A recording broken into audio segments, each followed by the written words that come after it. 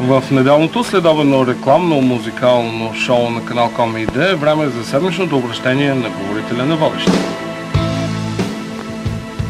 Скъпи съотечественици, my fellow Bulgarians, уважаеми дами и господа, измина още една съзидателна и пълна с музика седмица. По източния календар мина седмицата на бялата змия. Президентът Стоянов направи изтощително пътуване до Япония.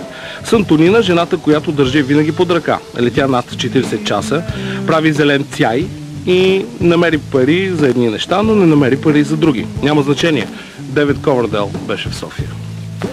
Надето кара ски в Казахстан. Любимият ти спорт видимо подобрява бедрата й, а дипломатическите й изяви видимо влошават стойката й. Сгъването в кръста й е близо до 90 градуса. Много важно. В петък в София беше най-изправеният рокаджия Дейвид Ковердейл. Паспортите ще струват 50 000 лева. За някакви си 18 000 видяхме на живо Дейвид Ковердейл. Бюджетът за 1998 година ще се осигурява с данъци, т.е. пак от нас. Така вероятно разбират кръговратът на паричните средства. Важното е, че преди да си платят данъците, успях да си платя билета за концерта на White Snake. Националният съвет за телевизия и радио ще бъде напълнен с стари муцуни. В това нямаше да има нищо лошо, ако изглеждаха като Дейвид Ковердейл. Покрай медиите СДС обича Клара.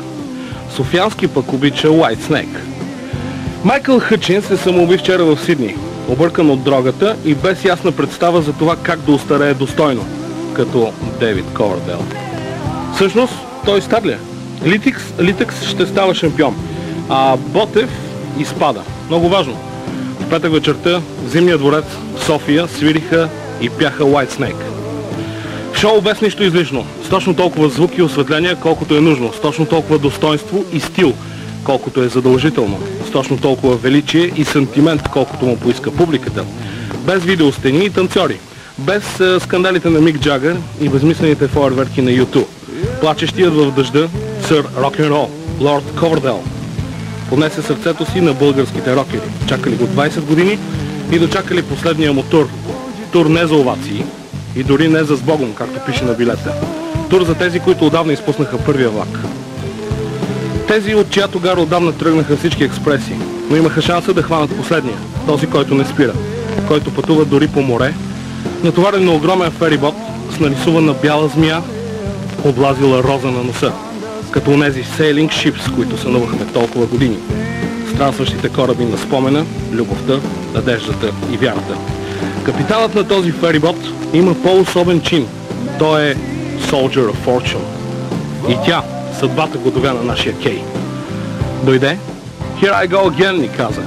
Погледна в очите ни и попита, Is this love? Омая ни с Fool for your loving. Открадна сърцата ни, подобно на летящия холандец, и отплава с We wish you well. В петък вечер София беше Негово величество рокът. В петък вечер София беше европейска столица. Толкова години, толкова хора се опитваха и не успяха. Затова Митко Фънки президент, Амебата министър-председател, а управителният съвет на София Music Enterprises правителство. Сашка и Глория в Белене. И дойде демокрацията. Дойде рок-н-ролът.